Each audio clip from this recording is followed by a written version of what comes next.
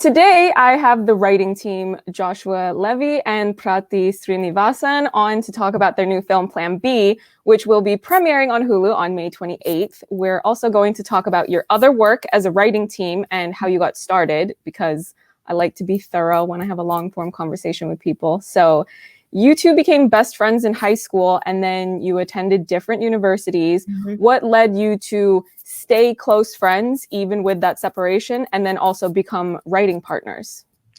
You know that sensation, like you see this in like every rom-com, right? Where like, boy and girl meet young, but they still gotta see the world, man. And then they like come back as like more fully formed people to have like a greater friendship or a greater relationship or greater interaction. It was like that, which is to say that it was like almost a little cliche, but we went out into the world to better find ourselves. We didn't necessarily stay in touch, like, not super well. This couple of years, 2 years in college, just because we were like, who are we, outside of high school? Who are we outside of our teens? And then we got back in touch and we're like, oh, this is who we are. If that makes sense. Yeah, I think that we kind of we found each other in Plano, Texas. I don't know if you know much about Plano, but Plano is a very suburban place. And Prathi and I just naturally didn't fit in with everybody, we felt like. So we just like glommed onto each other, like, okay, like this is my person, right?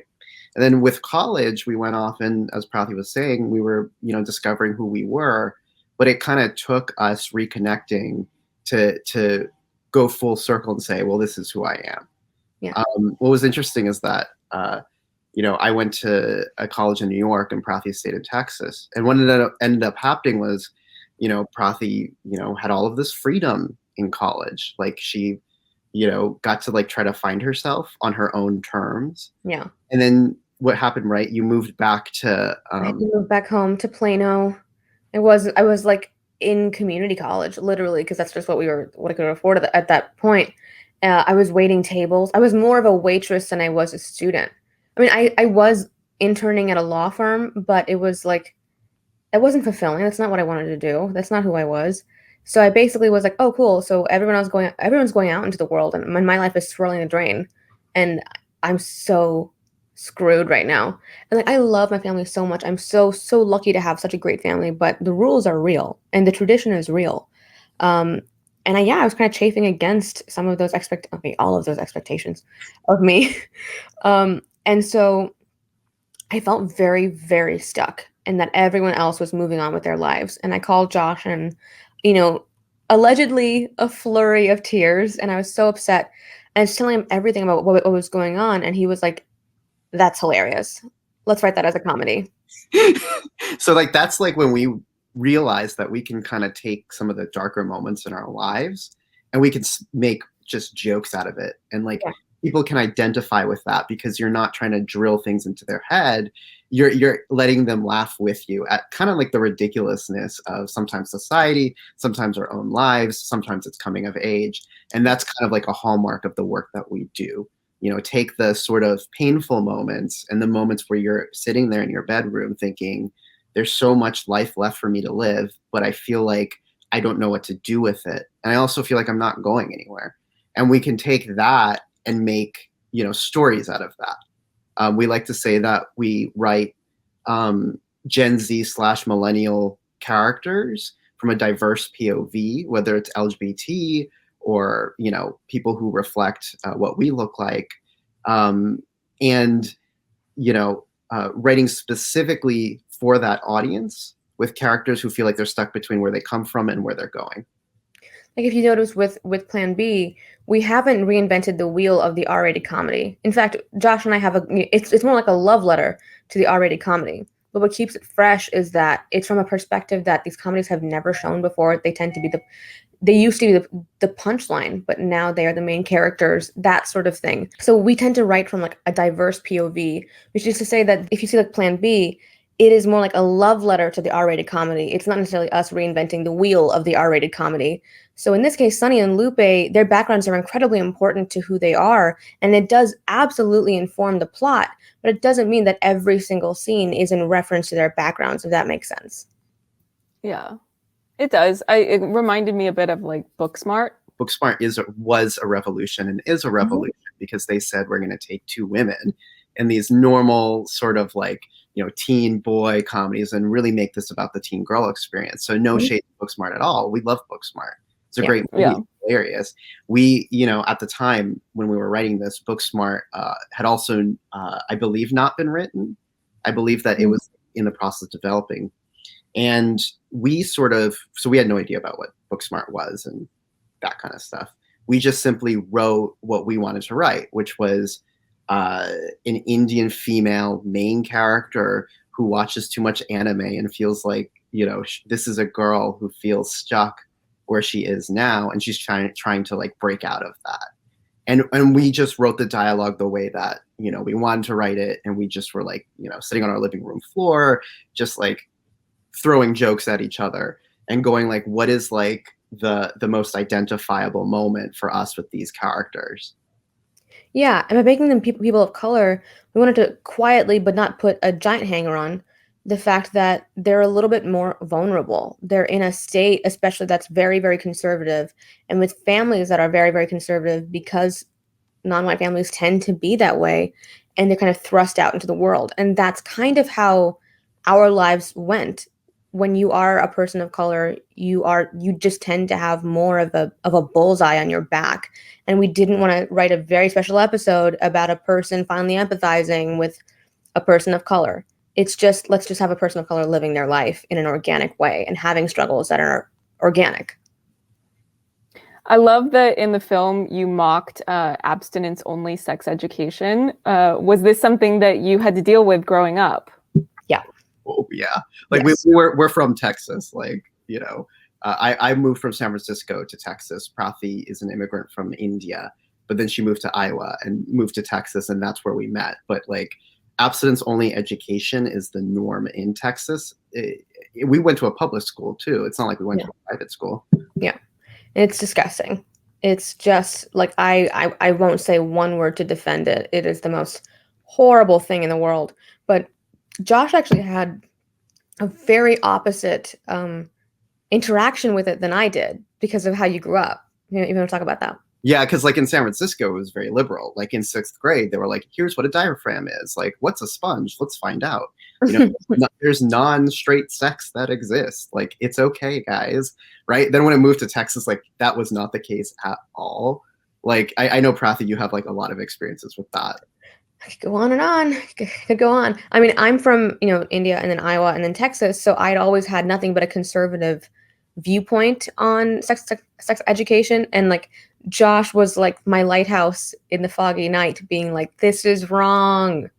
This is really bad sort of stuff. Because like the point about this sort of education is that it doesn't just affect your body, sure, but mostly it lives in your head. It gets in between your ears and is like, this is shameful, this is wrong, this is dirty, that sort of thing. Like as Josh was saying earlier, I don't know if you mentioned this actually, that they had all the girls in the room stand up and do a purity pledge in front of the guys that were like, I won't let a man like besmirch me, or, dirty my body sort of thing until I'm married. Then I'm fine to be besmirched and dirtied sort of thing. It's awful. And then, there was a classroom that I was in 8th grade because it like scarred me for life, this class, where the teacher like brought up a scenario and you had to go around the room, every student, and say what could happen in this scenario. And the scenario was a girl goes to a guy's house to do homework.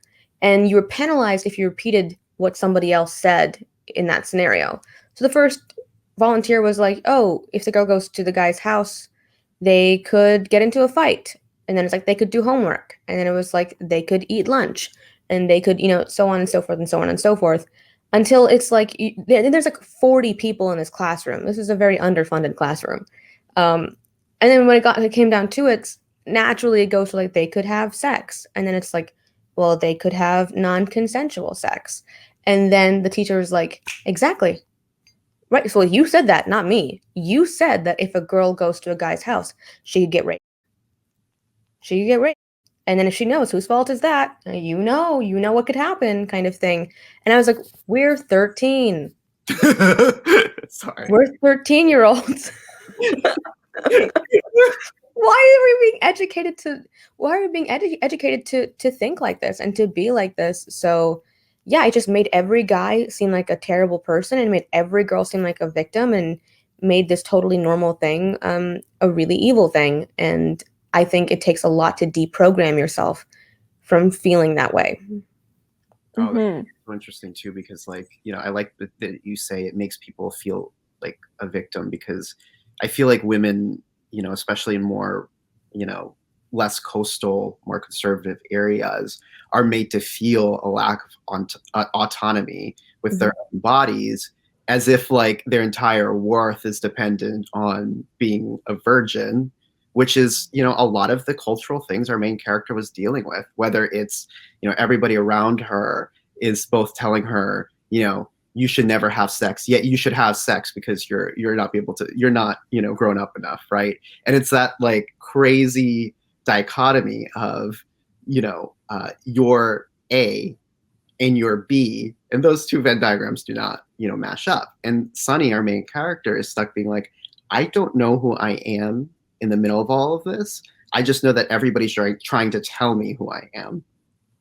Yeah, absolutely right. That is like the crux of so many girls' coming of age story. I think every girl has felt that. I certainly felt that. And talking to you about it, you are not a female, but you certainly were like able to expound upon it so much more because I think you just really empathized with what was going on in that way. So it was really good to be heard, I guess.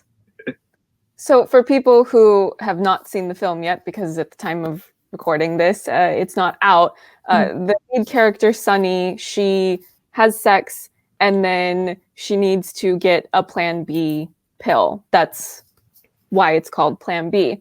So there's hopefully it's okay for me to mention this, cut me off if it's something I'm not allowed to say, but she tries to go to a pharmacist and get a Plan B pill, and she's refused the Plan B pill because of something called the conscious clause. Is that a real thing? Because I watched that and I'm just going,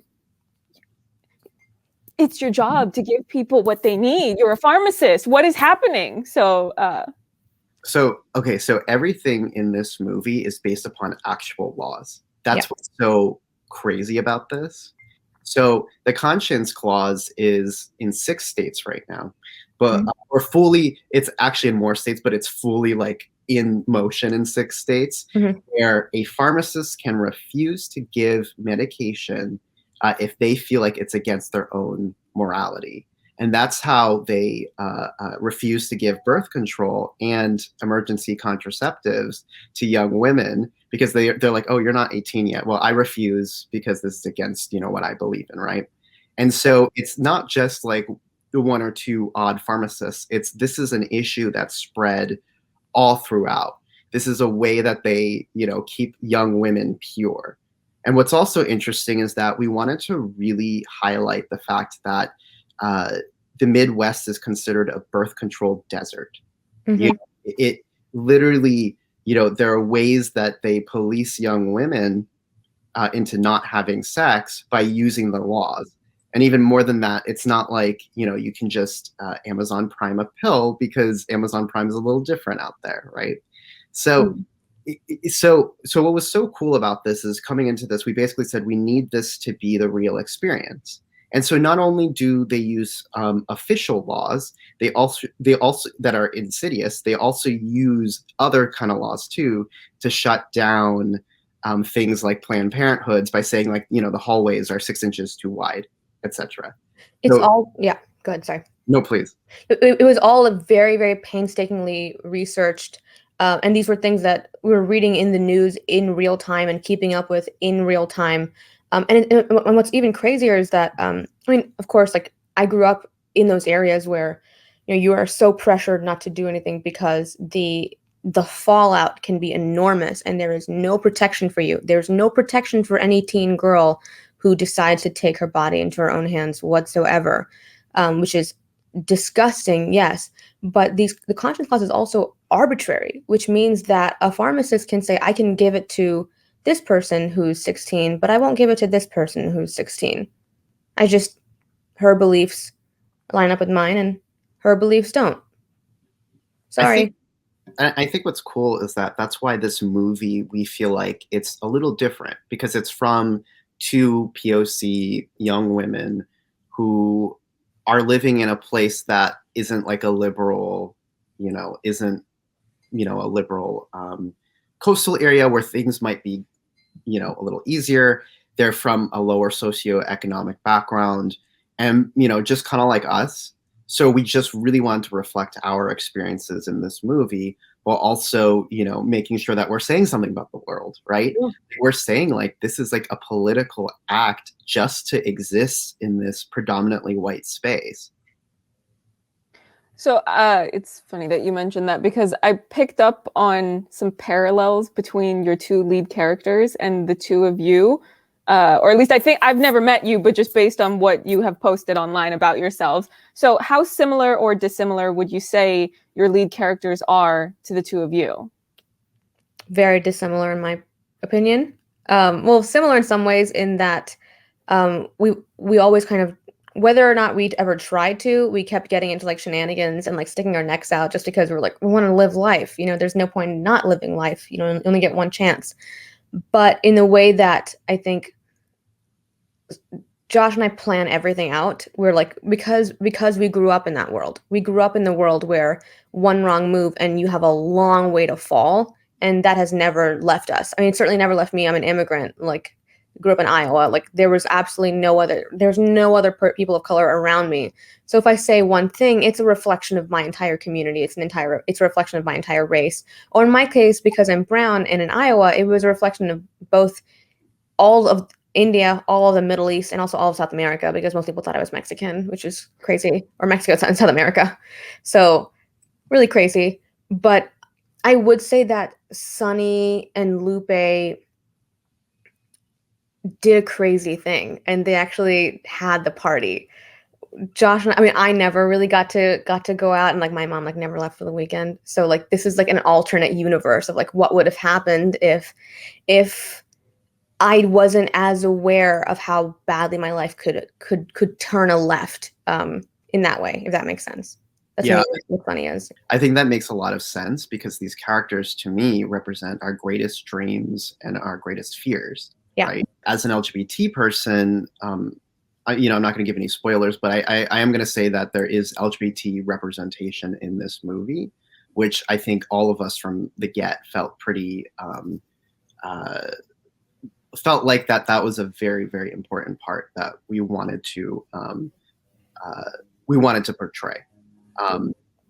And then, Lupe being, Latinx, that's a lot of Natalie Morales's influence. Mm-hmm. Basically came to us and said, like, what if we use my own experiences and make, Lupe Latinx and like, what can we do with that? And we just had this great creative discussion, about what do these characters look like? What are the worlds that they, inhabit? And what's so cool is that everybody on the creative side is, a person of color. We've got two, POC leads, two POC writers, a POC director. It was very much like, this needs to be done right, and it needs to be done specifically because we've all lived in this world, so we cannot let, a single thing go. We've got to portray everything the way that it is, and we've got to really make a statement with these characters. And the best part to me is that what is subtly woven in is the idea that when you're a person of color or when you're different, the scale of judgment that you experience can be higher.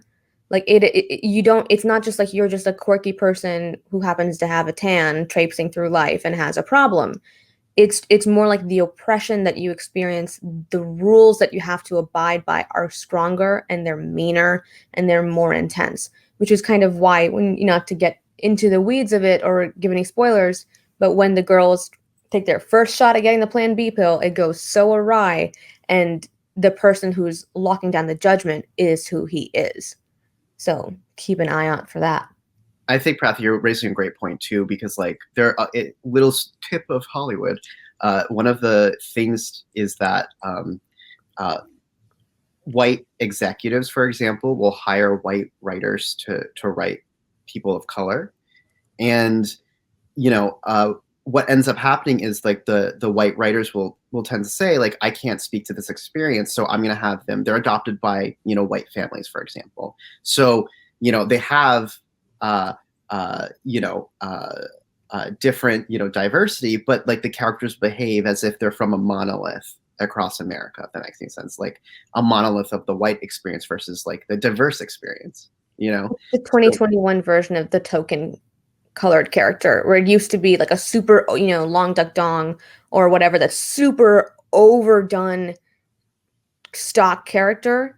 In 2021, they're like, let's, you know, so that's like racist, but let's like do the more modern thing for a white writer to write an Asian character or a black character or a brown character, which is just to make them like pretty much just white.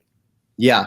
And like for us, like we were like, we really want to write characters who have a very authentic point of view, who have a lived-in experience, who are trying to live their life, but you know, they come from somewhere, you know, somewhere specific.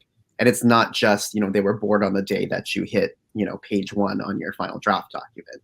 Yeah. What's sort of interesting is that like there was a lot of Hollywood discussion around, of course, like characters of color being portrayed on screen, in which, you know, they were like, so okay, so you can't do this, you can't do the overly cartoonishly like Pepe Le Pew version of a French man, or, you know, sort of thing. You Long Dong Dong, this token black wise man, you know, who's just giving everyone advice, but can't seem to ever do better in his life. You know, you can't do all that because it's really unkind. But then now you can't just write them as if they're normal, quote unquote. So then what's the solution, guys? And it's like Herschel Schlossberg, you know, who did sorry, my phone just went off. Excuse me. For that again. Herschel Schlossberg, who did Harold and Kumar, and then also did Blockers. They were very much on the solution, which was like, we'll just hire writers of color. Look at that. The solution, we found it. You know, people have so been like, how do you tackle this? This is such a crazy thing. There's such a demand for it. And it's like, I'm really proud that they were so practical and that they were like, we'll hire writers of color. We'll get a director on board who is also queer and as a person of color. There you go. Like, we solved it. We solved it, you guys. And that makes me feel like this is so part of the future discussion, as opposed to a rehashing of the same discussion that has been had for like 4 years, 5 years now. Yeah, I think like from the beginning, like Hulu, American High, and John and Hayden were very insistent on making sure that everything felt authentic. Yeah. And they felt like they were comfortable enough with us to go, is this the real story? Like, and they kept pushing us to really make sure that we write down how we actually felt. And so, you know, the production process has been a pretty rewarding one, because, you know, we got to kind of say like, here's our voice, here's our POV, and this is what we want to say about the world. Yeah. And like, and put it this way, Josh is a guy, the person that we pitched it to, Matt Lottman, is a man, Herschel Schlossberg are both men.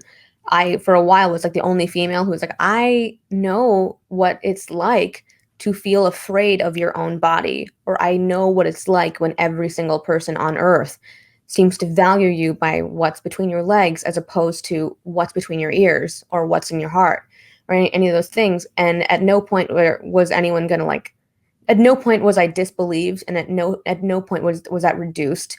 At no point was, because, you know, you typically have the mansplaining of someone being like, no, actually it's like this. And that was never the case. I mean, there were uncomfortable conversations, but this is a movie that kind of tackles uncomfortable things, and it does it with levity, and it does it with grace, and it does it with fun. But these are very real conversations, and it's very real conversations that were had behind the scenes. And I think that really reflects on screen, that the sort of intimacy of that, the sort of unflinching nature of that. Hopefully you felt that when you watched it. You mentioned in passing the director, Natalie Morales. How did she get attached to this project? Okay, so that's a great question. So basically what ended up happening was we pitched Matt Lottman in a meeting. Here, let me back up. So basically how this all came about was we had a meeting with the company Hurwitz and Schlossberg. At the time, Matt Lottman was their director of development. Mm-hmm. So we just had like a meeting. And we were joking, like, look at us, we are Harold and Kumar, ha ha ha ha, like, and through that conversation, it started off with like, what about like a female Harold and Kumar duo, where, Yeah. what should we talk, like, what should we talk about, right? And then it started becoming like, we just had a normal, natural conversation about birth control and how difficult it was to obtain it in some of the more rural areas in America. Matt literally asked, like, oh, if the burgers are about the American dream, which they were, I have my phone on airplane mode and my laptop on silent and is still getting text. I'm so sorry. It's okay. Don't worry about it. I'm annoyed. I'm gonna rewind. But so basically, Matt said, okay, so if the burgers in Harold and Kumar represent the American dream, what is the American dream now? And I was like, ha ha ha, birth control. And then he was like, what? And so we started talking about exactly how impossible it is to get it. Like, it's just the holy grail. In California, it's almost raining birth control, thank God. But in the Midwest, it's absolutely insane. And like, my sister's a doctor, and she's talking so much about these like nightmare experiences of all these women, who self-induce abortions and, who have to go through so much, go to the ends of the earth to just own their own bodies, to just feel like they're in control of what's inside of their bodies. And off of that very serious, intense conversation came a lot of jokes, and kind of came the skeleton of this movie. And legend has it that Matt Lottman burst into John and Hayden's offices and yelled, "We have to do this movie, please." So from there, we wrote the script with them in mind, and it took years. This was a really important script for us, and it had to be done right. And it had to be done with characters that we felt like was 100% authentic. And John and Hayden really pushed for that too. They were always like, let's take this away from any female Harold and Kumar, whatever, and just do your own thing. And just write your own life experiences onto that page. So cut to 2 years later, they sent the script out, and Natalie instantly felt bonded to this script. She felt like, this was new and fresh and unique, yet also had, a point of view and something to say. So she presented to Hurwitz and Schlossberg, this is what I would do as a director. I want to like keep the heart and keep the Midwest. I want to, make sure that the voice is preserved. I don't want to, come in here and just change everything to the point where it doesn't feel like anything. I want to keep the themes and keep the importance and everything. So she came on as a director, and then we sent the script around town, and within a day, Hulu snatched it up and said, we want to do this movie. Yeah, that was really crazy. We didn't even know, that was really crazy, because they called us and they're like, you know what, we're gonna send it around, we'll see what happens, we'll go fish. Oh, we got it. It was that fast. It was a crazy. So that worked out really well. But I mean, so we got American High, Jeremy Garlick, we had Hulu, we had Natalie Morales, we had John and Hayden. So we were like, this is a dream team. And they went to start filming. And 2 days later, they had to pack up because the pandemic hit. So we were like, oh, okay. And you can't really complain about anything because it's a global pandemic. It's really insane. And we thought that was kind of all she wrote about it. It was going to fall into a black hole. But literally 6 months later, they were back at it, filming this movie. And very safely, might I add, extremely cognizant of the fact that, people are put at risk by being on set. There was so much testing. People were basically saran wrapped. There was so much PPE going on there. So that actually made both of us feel really good. We were on a show at that time. But yeah, it's like after that, it's all just been a straight sprint. It's been a sprint to the next thing.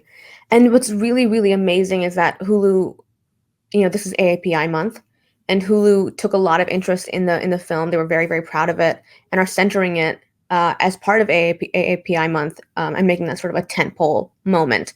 So we're getting opportunity to not only have a release on Hulu. I've seen the commercials for it already. It's really crazy. We're also getting a limited theatrical release. So there's a version of events where if people feel safe enough and are double vaxxed and are feeling secure that this could be the Band-Aid ripping off moment, they could go to theaters and with people and watch this movie about getting birth control. It's kind So of a dream. what attracted you to writing for the film and television industry as opposed to writing in a different medium, like novels, for example? That's a great question. Really good question, actually. What was that? Sorry, I was saying that's a really good question, actually. I think for me personally, like, when I was a child, I always wanted to be an artist. And then like I realized I had no talent at that. I have no like hand-eye coordination, so that wasn't going to happen. So I wanted to go into film. I grew up surrounded by it. My parents were like, "Oh, you can watch any R-rated movie ever, just don't watch Shrek because we think that's weird." And I was like, "Okay, like just no Shrek and I'm fine." But they always exposed me to sort of media, and that was always a big part of my life. And then when I went to college, I realized, I didn't want to just direct. I wanted to write. I wanted to create worlds. Not that directing is not creating worlds. Obviously, directing, a lot of directing is writing. But, for me, I was like, I love the idea of a blank page. I love the idea of being able to kind of express myself via this medium, and just kind of like grew from there. So my family, so I was one of those like really quiet interior kids where I guess I was exposed to TV a little too young, and folks were like, "Oh, this is like a drug for her. Like, keep her away." So I actually wasn't really allowed to watch TV or movies until, on the weekdays until I was like 16. So the weekends, I really like was like everything. I just waited for the weekends to have the opportunity.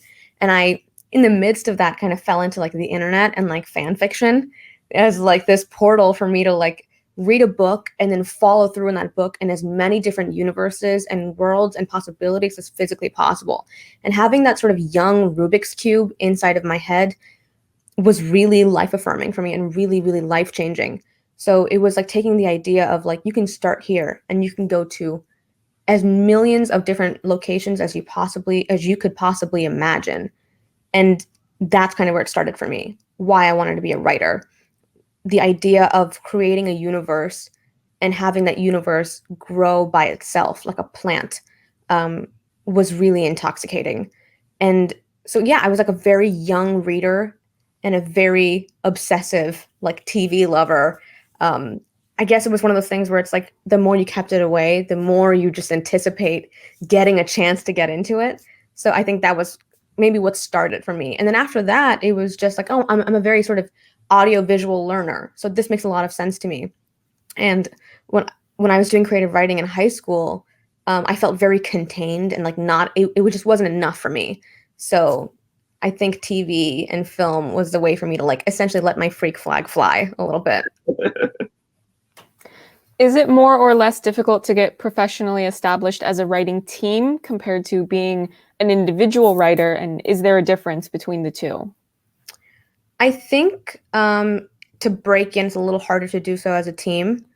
But once you get your momentum going, I think it might be a little bit easier as a team to get staffed because people know that you already work well with others. But as a young team, they're like, oh, what is this? This strange new invention. They just aren't really sure what to do with you. That's the point, because like a lot of people try to, ask or divide us into like who does what. Yeah. Which is kind of a weird question because like, well, we both do everything because, like writing is not like, okay, so you're going to go ahead and take the dialogue and you're going to take the action. And that's not how a scene works. Like there's no way you can do it that way. So, there's definitely a lot of misconceptions, especially going in as a team. I think that also like, there are some advantages too, especially as a young, when you're a young writer, after your first staffing gig, you're basically, your price is 2 for 1. Mm-hmm. So they're like, oh, we get 2 people for the price of 1, which is not great for us, but like, it helps some people, continue to get jobs. But we both feel like we're very different people, yet we're similar in the sense that we are pretty working styles pretty similar. Yeah. Sorry, I agree. Go ahead. So you were staffed on iZombie season 5, and whenever I have writers on for interviews, if they've been staffed on television at some point, I like to ask them, what do you think makes a great showrunner? Ooh, it's a good question. I So like think, go ahead.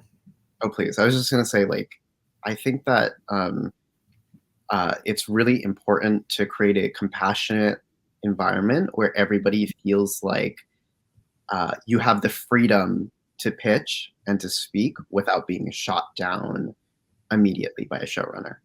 I think that, it takes patience, I think, on a showrunner's part, because sometimes the room can devolve a little bit. However, it's really important that the environment is one that is creative and free versus, a strict and uh, uh, unlikable, if that makes any sense. I think that's exactly accurate for sure. You can't just be like the no guy just says no to everything. You're just a monster at that point. Like nobody's ultimately going to want to come to work, which means they're not going to give you your best, which means that they're finding ways to leave or to, move on with their lives. Whereas it behooves you to keep a team as much as possible, to keep the internal language as tight as possible. The other element is that a showrunner ultimately is doing more quote unquote business work than creative work. A showrunner is trying to run a set. They're watching dailies. They're part of casting. They're part of the nuts and bolts, not just like decorating the room, so to speak. If you're going to talk about if a show is a house, a showrunner is there pouring concrete just as much as he is picking out chairs for the living room, if that makes sense. So if he's purely on the creative, then he's dropping the balls. Wow. Okay. She or he is dropping the ball on things that keep the train running. So that's very, very important. And the last element is a showrunner needs to know how to schedule. You cannot be writing scenes like 2 days before they're filming. Like that's so crazy. So a person who's trying to stay on top of the schedule and staying ahead of the game as much as possible, that's the guy or lady that you want. We just never had a female showrunner, so it's always been men. Yeah, I just think it's really important to talk more about the whole dynamic of how showrunners interact with the cast and crew of a show, because we're finding out more and more nowadays about how prevalent toxic work environments are in Hollywood. And it was really alarming. I forget when I first found this out, but the fact that showrunners are not given any proper training to do a job that is more or less like being a manager. Yep. So that was an interesting bit of trivia to learn from just people that I've talked to, whether they're writers or, other jobs. But yeah, it's just, there's a lot that goes into making these huge productions that I think a lot of casual viewers don't always know about. What's really crazy is that you work your way up the ranks to becoming a showrunner by being an excellent writer. You're more creative. You're more woo-woo, whatever it is, whatever soul aspect that makes you into a writer. And they take this highly creative, highly like right-brained person and then say, you're going to be a manager now. It's like you earned your stripes by doing the exact opposite. You did not earn your stripes by being extremely good at, running a room or by being on set. You learned by being this interior person with a laptop. So yeah, I think there is a flaw in that system there, but I think the Writers Guild of America is trying to stay on top of that by having more programs and more sessions for writers who want to be showrunners to kind of take on more of that information before jumping right into the deep end of the pool. So perhaps there is a change in the tide there. Do either of you have any interest in becoming a showrunner someday? Both of us. Yeah, we're gonna co-show run one day. Soon. Do you think you would come up with the show that you want to show run, or just kind of shop around and find something you want to run that's already out there? I feel like we. Oh, sorry. Go ahead. I was gonna say we don't do anything that we don't feel passionate about, if that makes any sense. So whether it's via IP, like books, articles, or from our own experiences or from our own ideas, like to us, like we're still putting our own selves into it. Yeah. We're not necessarily precious about the origins of something because it's going to develop in a direction anyway. You know what I mean? Like there's no product, there's no IP, there's no story, there's nothing that's going to remain static. either way, if we're working on it, it's going to become a part of our DNA. Mm-hmm. So one of the things that seems to be a recurring pattern of the projects that you've made yourselves, so we have Plan B where we have diverse leads, and then you also did a short for HBO. Should I say? I'll just say it's called Fucked Up. And I watched it on HBO Max. It was funny. When I saw the bowl cut, I almost screamed because I don't know if I'm not Asian enough that because I never had the bowl cut. My hair grew out, but too quickly maybe to keep that hairstyle. But yeah, the family members look at the pictures. I'm going, yep, you all went through the initiation of the bowl cut. But yeah, it was a really funny short. So how did you come up with the idea for that? Basically, what got us into the HBO Fellowship was our first script, which is called Karma's a Bitch, which was about this sort of boisterous person of color, girl of color, who was sort of trying to take her life into her own hands. But like, of course, it's easier said than done, of course. And so when we applied for the HBO Fellowship, we asked them, like, so why did you pick us? Like, what did you want from our voice? Because you just like send us an email. I was like, you're in, and we're like, great. And so they're like, because this woman, this girl, is usually the sidekick, but she's the main character, and she's boisterous, and she's wild, and she's big, and she doesn't, stereotypically, you would think of her as just a quiet library bound girl, but it's so not the case. So we took the spirit of that note and put it into another world, a world that Josh and I really understood at the time, because we're 22, 23 years old. We're so young. And we said, college. We're going to take that boisterous girl, put her into college, and then just let the fireworks happen. Let it go crazy. And that was sort of the blueprint of this young girl who goes to college and is determined to take her life into her own hands by saying that she's going to lose her virginity. And it turns out it's not just about virginity. It's not about having sex. It's so much more about finding your identity in this world and finding out what your worth is outside of your vagina, which is so crazy for any young girl to think about herself. And I think that sort of motif followed through in Plan B as well, because we started Plan B, again, when we were in our early 20s, in which we were just sort of battling against people's preconceived notions of what a person is worth and how they can look out into the world and say, this is mine.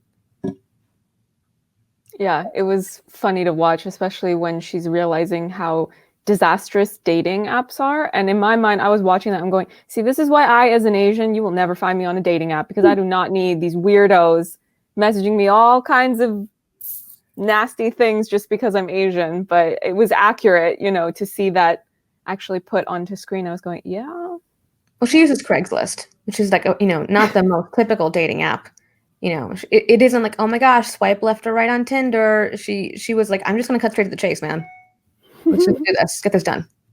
I feel like also like within online dating, especially as a person of color, like there is no scenario where at one point you're not fetishized or rejected because of who you are. Mm-hmm. It's a pervasive societal weird problem that comes creeping out in dating apps, and it's dehumanizing. It's like, just speaking from personal experience, like you go on Grindr and it's like, white and Latin only is like a very frequent, it's just a preference, this isn't insidious. And I'm like, you think every other race other than white and Latin only is not somebody that you can date at all? Like you literally cannot find a single person amongst billions of people. And then you start to realize that it's not preferences, it's racism that's systemic and creepy. On the other hand, you get, even creepier messages from people, being like, can I wrap you into a sushi wrap or whatever the fuck goes on, like with these ridiculous, like, ridiculous homogenization of entire swaths of people. If you feel comfortable enough to just be racist at you. So what do they mean when they say white and Latin? Because Latin is not a specific ethnicity. You can be any ethnicity and be Latin. So they mean white. That's what they mean. Latin. They mean like Latin, blonde Latin, or blue-eyed Latin. Why don't they just still say white? Like white, you speak any language but white. Then it's racist. Like, we're not being racist. It's a preference. If you say white only, then you're racist.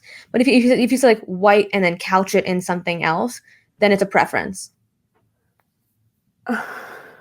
Oh my God. See, you're just re-emphasizing that I'm right to never ever have a dating app because You are correct. yeah. I mean, I was using it quite a bit just anthropologically.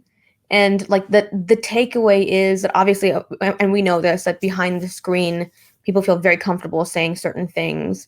And in front of you, they're like, oh my gosh, like, I think you're beautiful. But it is so interesting how fetishization has sort of evolved over time. Whereas earlier, it was very much couched in rejection. You know, I'm not interested in blank, blank, blank. That's just me. You know, my grandfather has a pointy white hood in his closet that he won't talk about, but that has informed my train of thought, sort of people.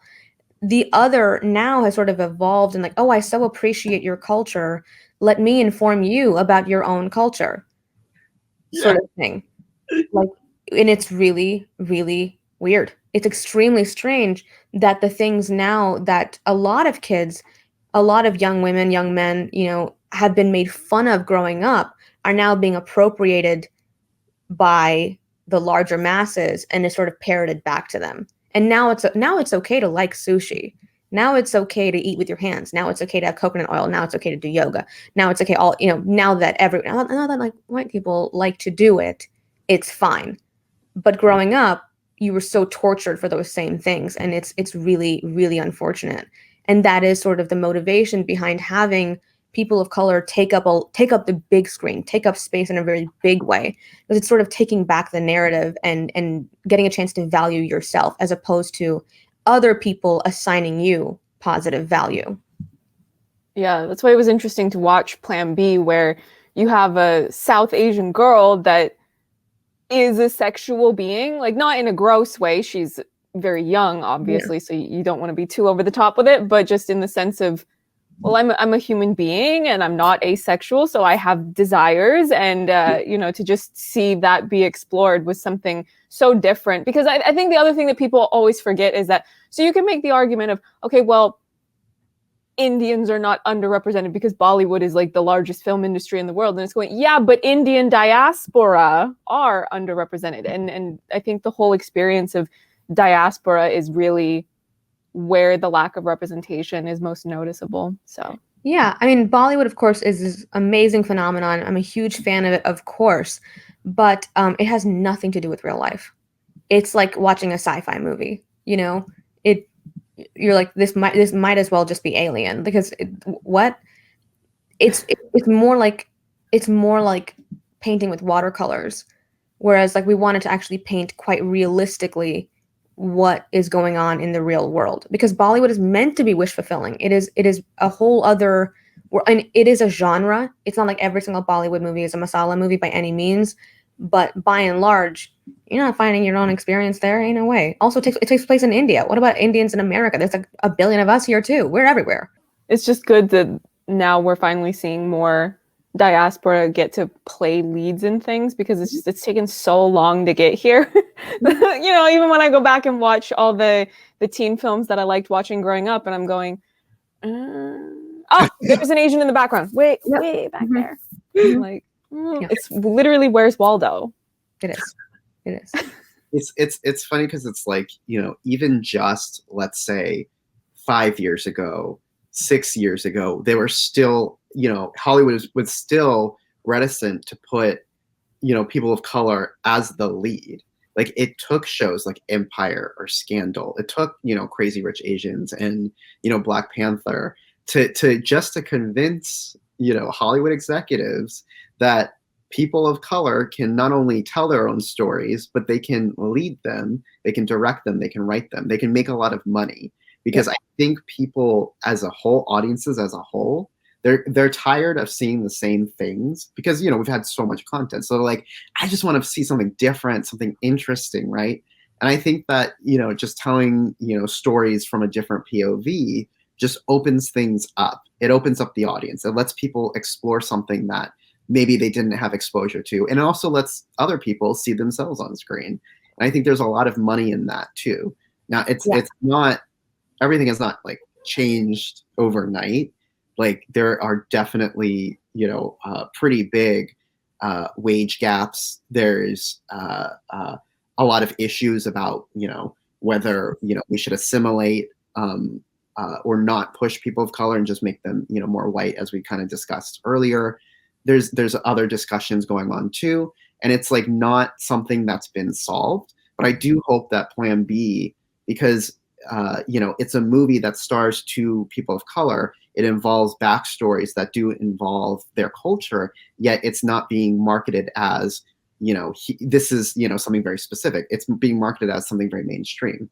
So I do hope Plan B is one of the movies that, kind of, keep pushing the ceiling in Hollywood and keep pushing things forward. Absolutely, for sure. That's definitely the hope and the dream of the whole thing. Because as Josh was saying, I think it is finally time to acknowledge, or even stop having, the very special, tear-filled conversation that like people of color are valuable and the stories are valuable. You're able to generate money. You're able to generate viewership simply, simply based on a person of color's story. It doesn't have to be couched in, something very sad or a very special story, or now you're going to learn something, take your medicine sort of thing. This is just purely fun. And I think that is what makes it so radical, is that it's rather casual in how it lives. Mm-hmm. Yeah, because a lot of times it kind of feels like marketing changes when people of color are the leads. Totally. And it's sometimes taken to such a far degree that you're kind of looking at it going, why are you making such a spectacle of us just doing our thing, Absolutely. I think oh, sorry. Go ahead.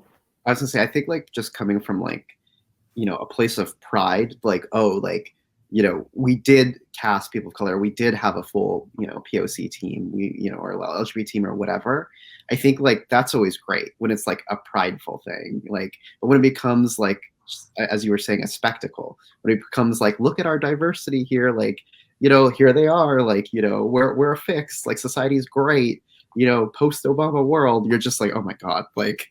It's medicine. If it's like, take your this is going to be really good for you. And it's like, nah, this movie is like a road trip about two like crazy girls owning their lives, and it's going to be a hell of a romp. It's not like, oh my gosh, and when you watch this, you're going to be wiping your tears and you're going to be waving your flags.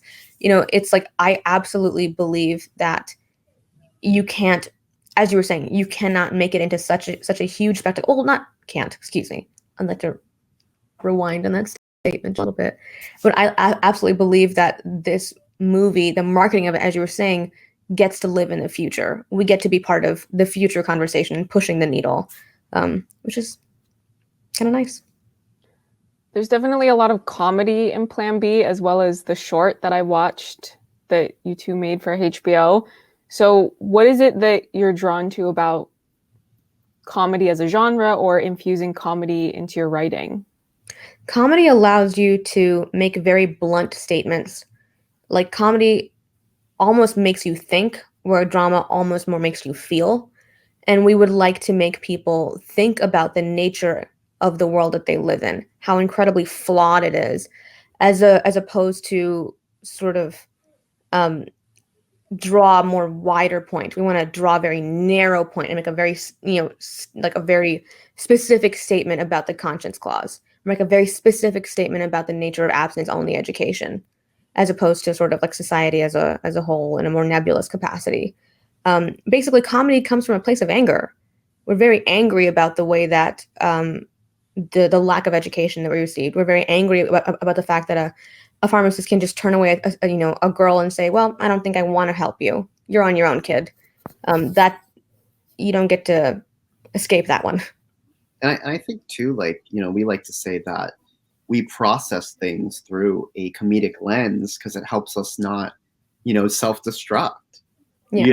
Sometimes you need to use your sense of humor as a way to, engage yourself with the things that you've dealt with. Plus, like, on an audience level, you can basically say, this is going to be fun and this is going to be something that you're going to enjoy laughing at. And you can identify with these characters. And then, like, oh, by the way, there is kind of a lesson behind all of that. Mhm. There is like a societal statement we're making behind all of that. But at the end of the day, you're going to come in and watch this movie because you want to, not because it's homework. And I think that comedy for us allows us to express ourselves in a almost a mainstream sort of way and lets us process things at the same time. You also did a web series together called Bollyweird, and on that web series, Prathi, you were an actress, and Joshua, you were a director. Are these aspirations you hope to pursue more in the future, or are you more so focused on writing? Absolutely. I mean, we're a creature of many hats, the two of us. So it's always really exciting to sort of get a chance to flex other muscles and keep growing. But yeah, we want to show run. I want to act. He wants to direct, and we want to continue to write. So yeah, definitely. And what was Do you think you'll create things that you will do more of that in, or look for new projects to either audition for, or whatever the selection process is for directors? I don't actually know. Well, okay, so to become a director, you have to direct, right? It's the same thing with as a writer. To be a writer, you have to write, and same thing with acting. You have to kind of engage yourself with experiences to get to the point where you want to be. I think what was so cool about Bollyweird was that there is a personal connection I think Prathi had to the character. That Prathi, sort of like it's a girl who has to come back home and kind of deal with her mom and these people who she's really was close to, but she's feeling this disconnect on an emotional level, right? So Bollyweird in particular, we were sort of like nobody else should play this role other than Prathi. This is her role. This is so perfect for her, right? So, it's honest, it's interesting, it's funny, it's sometimes sad, and we really thought that Prathi had the range to do that. So we were sort of like, we've got to do it in the way that we're going to do it, and hopefully, enough executives see where we're at, and they see the show, and they watch the season, and they're like, oh, we want Prathi to act in this, and we want to, keep pitching this, and we want this to go somewhere and gain like an even more mainstream sort of audience. For sure, absolutely. And Josh, as the director, was tasked with a real behemoth of a task, because I don't know if you've watched much Bollywood, but the stuff goes everywhere. It's like there's a drama, and there's a kidnapping, and then there's people fall in love, and people die, and there's like an explosion. It's like everything that could possibly happen in a millennia of activity happens in like a 4 to 6 hour film experience.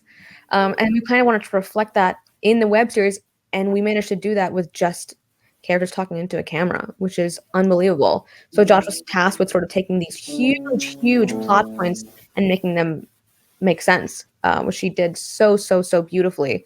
I think Bollywood looks really good because of Josh's steady hand. It was, literally, it was like 6 actors like screaming into a camera. In my case, sobbing for. I don't know if you watched all of Bollywood. I did. Yeah. Excuse me. I won't show his name. I don't know if you watched much of Bollyweird. Yeah, I watched the whole season. Oh, thank you so much. Yeah, well, I did my research. It was, each character, including myself, we acted in one day. So I filmed my entire thing in one sitting. And then and Josh had to do that for he did that. So I did that once. He did that 6 times. Josh had to sit through one full day of directing a full character's entire range of activity, which I cannot imagine how you didn't do that without just like collapsing into tears at the end. Like that's insane. Cheers. No. I think what was so great was that Prathi was, and just like all the other actors, was just ready to go. Everybody was ready to work. Because I think after we had our table read, everybody was super engaged with, the content that we were doing. They're like, oh, okay, so on the surface, this is a, fun Bollywood kind of rom. Mm-hmm. But beneath it, it speaks about topics of immigration, of identity, of coming of age, of living as, a POC woman or a man, mm-hmm. Of cultural differences, LGBT issues, everything, right? And after that, they read the scripts and we started chatting and we started just getting into it. I think everybody was raring to go, and ready to film this thing. So, I hope people check out Bollyweird. That would be great. But we definitely had a great time filming it too. Absolutely. I think that it was maybe the perfect salve during a pandemic. It's really, really great how people have sort of DM'd both of us and reached out to both of us to talk about how they kind of felt themselves being seen. Even if it is a short web series, it resonated with people on a very emotional level. And that just kind of furthers our own love of the show, because for us, it was sort of a moment of like, I feel really alone and I feel kind of scared and I'm at home again. And, there's so much going on in the world. How do I channel this? And that kind of raw emotion, I think, translated to the screen and translated to people. And it just really means the world. So amazing. Is it possible for us to get like a little click here to watch Bollyweird as we're talking about this? You mean like to show a clip or to link it? Clicking link. Yeah, I mean, I can link it. I can put it in the card and also the description box. That's not a problem. Would it be possible to get like a quick clip from Bollyweird played, or is that extra? I can clip it. She needs guidance from her mother. I am your compass. Let me finger you in the right direction. I wrote down the line that made me laugh the most. It was, "I'm a white girl. Black pepper is spicy to me." That's it. So, okay. So the thing about that is, so Brianna White, who plays Aerith in Final Fantasy VII, by the way, he is the voice actor of Final Fantasy VII Remake. So that's pretty impressive. That's an actual thing so I've known her since college. That's an actual thing that she used to say. Like, I literally like just took that and was like, oh, like she should say this. That's funny. And oddly enough, I have eaten with Brianna before and it's true. Oh my God, water is spicy to her. It's crazy. She jokes about being a white girl, blah, blah, blah, all that kind of stuff. But I was like, damn, like, what do you eat? Bread? Yeah, well, I like those jokes about white people not being able to eat spicy food. It's always funny to me. I've never heard a version of that isn't funny. Like when I did an interview with Christina Strain, who's also a writer, about her Netflix film Finding Ohana, I brought up a point of one of the characters was making a joke about, I don't remember the exact quote, but it was something like, why isn't this spicy? We're not white, or something like that. It's just one of those universal in jokes that we all get it. Mm-hmm. And then once we hear it, we go, yeah.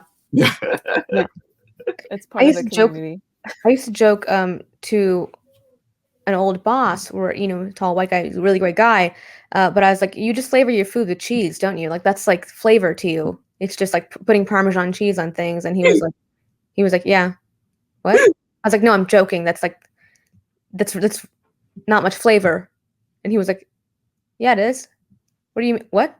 Like he didn't understand. I was like, no, but this is a funny. Oh my God, that's like your reality. You literally flavor things with cheese. Like you don't even put like hot sauce or anything. God, no, it's not fun anymore. Like, I also saw that you guys have done writing for Titans season 3, which is not out yet, so I won't ask you to get specific about what you've written. But how familiar were you with DC Comics before booking that job? Well, pretty familiar. Like I know that Prathi and I, when we were in high school, we used to talk about Teen Titans all the time. Not Teen Go, because that wasn't out yet, but like the Teen Titans, like actual like fully animated series. So we used to watch that. And obviously like DC has a lot of the biggest superheroes that everybody's familiar with: Superman, Batman, etc. But what we were engaged with Titans, it's like take the sidekicks and make them the main character. Something that we've always kind of like pointed out. Motif in our work, if you haven't noticed. So like we were very excited to get on that show.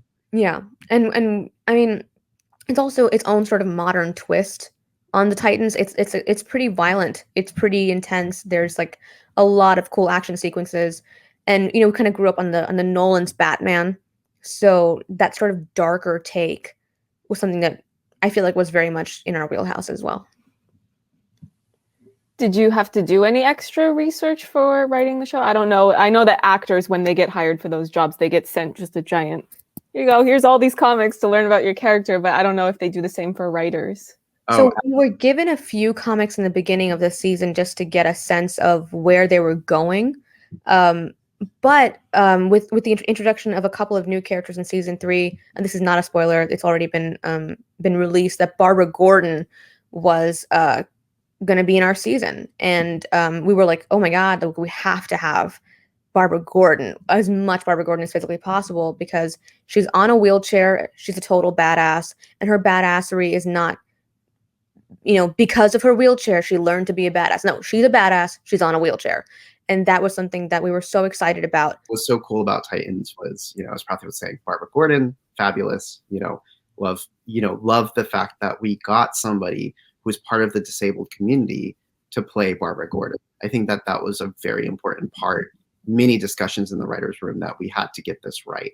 Yeah. And I think that too, we also just, there was a lot of research involved, but it was fun research. It was let's look for, villains, let's, just really go through everything and just find what can we do with this season? So it's definitely a great season. Of course, the main thing about this interview has been to promote Plan B, which I think we've done well enough without getting into any spoilers or anything like that. But is there anything else that you have upcoming besides that in Titans that you would like to promote while we're still recording? I think definitely just I know we discussed Bollyweird, but definitely we really hope people go and check that out. That would be awesome. Okay.